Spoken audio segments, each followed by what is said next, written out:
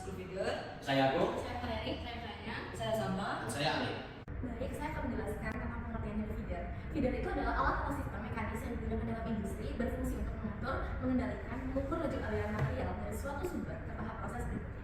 Yang selanjutnya itu adalah prinsip dari school feeder, yang dimana material itu masuk dari hopper atau silo. Nah, ulir yang berbentuk spiral itu berfungsi sebagai bidang miring yang digulung, sehingga setiap putaran itu akan mendorong material ke arah aksial atau ke arah maju. Nah, material yang mendorong sepanjang casing atau bore itu bertujuan supaya material tersebut tetap aman. Nah, selanjutnya itu adalah kontrol laju aliran melalui kecepatan putar, dan dimana material itu akan keluar dari outlet. Dan desain variable pitch atau taper shaft itu tuh pada feeder. Nah, prinsip dari screw feeder ini sendiri adalah operasi yang tertutup dan juga aman. Selanjutnya adalah komponen dari feeder. Nah, yang pertama itu ada hopper atau inlet, yang dimana dia ini fungsinya sebagai tempat masuknya material dari silo atau penampung ke dalam screw feeder. Yang kedua ada screw atau ulir. Bagian spiral itu tuh berfungsi untuk mendorong material sepanjang casing. Yang ketiga itu true atau casing, yaitu berfungsi sebagai wadah pelindung yang menutupi screw agar material itu tetap berada di dalam sistem dengan aman. Selanjutnya ada shaft atau poros, yang dimana poros pusat tempat setelah dipasang dan juga menghubungkan ulir dengan drive unit.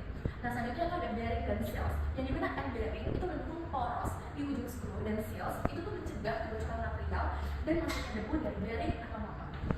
Selanjutnya itu ada outlet, yang dimana bagian ini adalah bagian keluaran tempat material didorong menuju proses yang selanjutnya. Nah, selanjutnya kita akan masuk ke jenis screw feeder. Yang pertama ada berdasarkan sistem pengaturan material, nama dari volumetric screw feeder. Nah, dari alat ini itu gunanya untuk mengatur material itu berdasarkan volume. Nah, dia itu cocoknya pada bahan yang punya massa jenis dan kelembapannya konstan, contohnya pada industri tepung, gula, atau plastik. Next. Nah, yang kedua itu ada gravimetric screw feeder. Nah, ini dilengkapi dengan timbangan supaya dapat langsung hitung massanya. Nah, aplikasinya itu pada industri farmasi, kimia halus, atau dari makanan. Next. Nah, gravimetric screw feeder sendiri dibagi dua, pertama adalah closed inlet feeder dan gate inlet feeder. Closed inlet feeder ini digunakan untuk langsung ada akumulasinya. Nah, sedangkan untuk gate inlet feeder itu dia tuh ketika di penimbangan itu nggak ada akumulasi. Next. Selanjutnya kita akan masuk ke berdasarkan bentuk screw-nya. Pertama single screw feeder. Nah, ini dia tuh ada satu ulir saja, jadi dia tuh cocoknya pada material yang halus seperti tepung atau bubuk. Next. Nah, selanjutnya dia masuk ke twin screw feeder. Nah, ini sesuai namanya berarti dia ada dua ulir. Nah, dia cocoknya itu pada material yang kental seperti pasta atau sabun yang lembab. Next. Nah, selanjutnya ada multi screw feeder. Nah, ini alatnya itu sesuai namanya multi, artinya ada banyak ulir. Nah, contohnya itu pada material yang keras seperti industri pupuk, tambang, dan bangunan. Nah, selanjutnya ada desain ulir. Nah, yang pertama ada constant pitch screw feeder. Nah, dia tuh ulirnya itu mengalir sepanjang screw. Nah, dia cocok pada material yang udah mengalir. Nah, yang kedua itu ada variable pitch screw feeder. Nah, dia tuh untuk pada pitchnya itu panjang sampai akhir. Nah, dia tuh aplikasinya itu pada untuk mengurangi penyumbatan di hopper. Nah, yang terakhir dia ada taper screw feeder. Nah, ini diameter itu akan mengecil sampai ujung. Jadi cocoknya pada material sulit mengalir. Oke, selanjutnya itu ada faktor-faktor pemilihan alat dari screw feeder. Nah, pertama itu ada jenis dan karakteristik material. Nah, pertama itu ada bentuk fisik. Nah, bentuk fisiknya itu biasanya itu bubuk halus, granul atau butiran seperti gula. Itu bahan besar seperti kayu yang sudah dijelaskan oleh teman saya tadi. Next. Nah, kedua itu ada sifat material. Biasanya sifat material dari screw feeder ini sendiri ada abrasif, lengket, dan rapuh. Nah, biasanya itu material konstruksi yang halus itu harus seperti stainless steel, yang lengket itu seperti ada pembukaan alas atau pelipis anti lengket. Nah, itu ada kelembapan. Kelembapan dari screw feeder ini ada kelembapan yang cenderung mengumpal. Jadi variable pitch atau diameter itu ada di dalam kelembapan itu sendiri. Yang kedua itu bahan kering. Bahan kering itu seperti relatif mudah ditangani. Next. Nah, selanjutnya itu ada kapasitas dan laju aliran yang dibutuhkan. Nah, biasanya laju aliran yang dibutuhkan ini dipengaruhi oleh beberapa faktor, yang itu pertama itu ada diameter screw, pitch screw, dan kecepatan putar. Nah, biasanya kecepatan putar ini kapasitasnya naik tapi resiko degradasi materialnya itu rendah, jadi perlu screw dengan ukuran lebih besar dibandingkan material beratnya. Next. Nah, selanjutnya itu ada jenis aliran yang diinginkan. Nah, biasanya itu tuh di screw feeder itu ada namanya mass flow. Mass flow itu semua material yang bergerak bersamaan. Cocok untuk material yang mudah degradasi dan sensitif kelembapan. Nah, itu ada desain. Desainnya itu ada kayak biasanya itu funnel flow. Funnel flow itu material yang di tengah keluar lebih dahulu, tapi sisinya tetap diam. Jadi bisa menimbulkan sisi agresif dan arching, tapi konstruksi lebih sederhana. Next. Nah, itu ada desain mekanis screw. Nah, biasanya itu ada beberapa faktor, yaitu bentuk flight yang disebut ulit screw. Nah, biasanya itu ada beberapa faktor yang mempengaruhi seperti standard pitch, variable pitch, tempered screw, dan ribbon screw. Nah, ada juga bahan konstruksi. Nah, bahan konstruksi biasanya dipakai di screw feeder ini ada carbon steel, stainless steel, dan special alloys. Nah, biasanya itu ada kondisi opsional juga. Biasanya itu ada suhu material itu juga material dingin dan material panas. Nah, biasanya kalau material panas itu butuh material yang bisa menahan panas itu sendiri. Material dingin itu perlu tenaga yang besar untuk menahan dingin atau beku itu. Nah, biasanya itu lingkungan kerjanya itu ya berdebu, korosif, dan biasanya itu hygienic gitu. Makanannya kayak mudah dibongkar atau dicuci. Nah, ada juga selanjutnya itu tingkat akurasi yang dibutuhkan. Biasanya volumetric yang screw feeder ini memberi berdasarkan kurang lebih 5%, seperti gravimetric yang memberi laju alur berdasarkan berat aktual atau akurasi lebih tinggi. Nah, yang terakhir itu ada biaya perawatan dan keandalannya. Biaya awal itu biasanya tergantung pada material konstruksi yang didesain untuk screw feeder itu sendiri. Nah, kalau materi untuk perawatnya itu ada 2 jenis perawatan, karena material itu ada material abrasif atau screw cepat haus, atau perlu pelapisan untuk penggantian rutin dan material lengket. Biasanya kalau untuk material lengket itu perlu pembersihan lebih sering karena untuk mempermudah pekerjaan selanjutnya. Dan yang selanjutnya itu ada industri makanan atau seperti farmasi, itu harus cepat dibongkar dan disanitasi. Di sini saya akan menjelaskan mengenai studi kasus, yaitu mengenai tentang materi cornmeal atau tepung jagung dari pizza di kali makan. Nah, yang pertama itu studi kasusnya itu mengenai sebuah perusahaan makanan ingin memasukkan tepung jagung secara kontinu ke dalam pizza. Nah, target yang diinginkan yaitu adalah sekitar 180 kg per jam.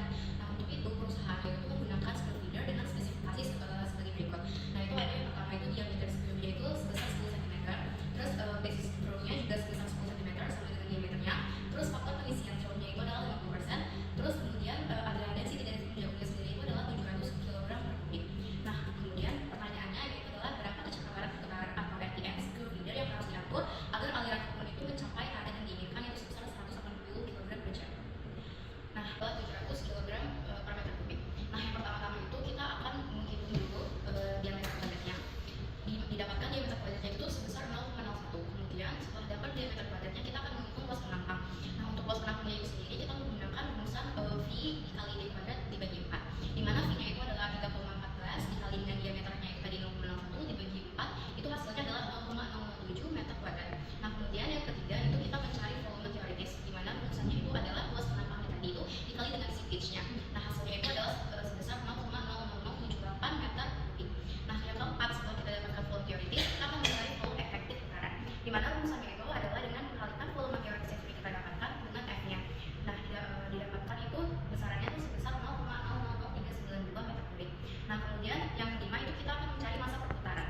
Dengan rumusannya itu tadi adalah volume efektif dikali sama dengan rho si tepung jagung, di mana didapatkan hasilnya itu adalah sebesar 0,74 kg. Next. Kemudian langkah yang selanjutnya itu adalah kita perlu mencari berapa sih produksi per RPM per jamnya. Itu dengan cara mengalihkan si massa yang tadi itu kita kalikan dengan 60 menit karena kita hitungannya per jam. Nah, didapatkan itu hasilnya itu sebesar 16,493 kg per jam per RPM. Nah, kemudian langkah terakhir itu adalah kita menghitung RPM, berapa sih RPM yang diperlukan. Nah, rumusannya itu adalah dari si Q-nya alirannya itu dibagi dengan si produksi per jamnya. Nah, tadi kan targetnya itu adalah 180 dibagi sama produksi per RPM per jamnya itu adalah 16,4933. Nah, hasilnya itu sekitar sebesar 10,912 RPM. Jadi RPM yang dibutuhkan itu adalah sekitar 10,912 RPM. Dan saya akan menjelaskan materi tentang saya, rules of thumb screw feeder. Seperti yang pertama yaitu tentukan laju confill rate maksimal kurang lebih 80% dari kapasitas desain untuk menghindari overload. Yang kedua, kecepatan putar umumnya 20 sampai 60 rpm untuk material padat agar tidak bisa vertikal dan mencegah getaran.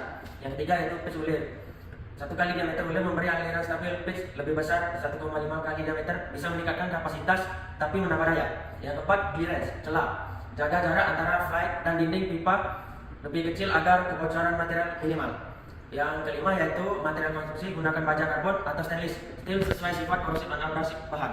Yang keenam, sudut kemiringan lebih efisien bila horizontal. Bila miring usahakan agar kapasitas tidak turun drastis. Yang selanjutnya, penggerak motor sediakan faktor keamanan daya kurang lebih 1,5 kali perhitungan teoritis. Dan yang terakhir, seal dan bearing, gunakan seal debu atau gland packing untuk mencegah kebocoran dan melindungi bearing dari partikel halus. Next. Jadi, screw feeder adalah pengumpan bahan curah yang memakai ulir berputar untuk mendorong mengatur aliran bubuk butiran atau pellet dengan sangat terukur. Cara kerjanya seperti sekrup raksasa. Di dalam pipa saat ulir berputar, bahan terdorong maju dengan kecepatan yang bisa diatur sehingga supply ke proses berikutnya tetap stabil. Kelebihan jelas, desain sederhana, operasi mudah, dan aliran bahan selalu konsisten. Sangat penting agar kualitas produk industri kimia atau pangan tidak terganggu. Tantangannya adalah alat ini kurang cocok untuk bahan yang lengket atau yang sangat kasar karena bisa menempel dan mempercepat kehausan. Dengan pemilihan material kuat, desain ulir yang pas, serta perawatan yang rutin, screw feeder terbukti menjadi cara yang efisien andal untuk mengendalikan laju bahan kering di berbagai industri. Terima kasih.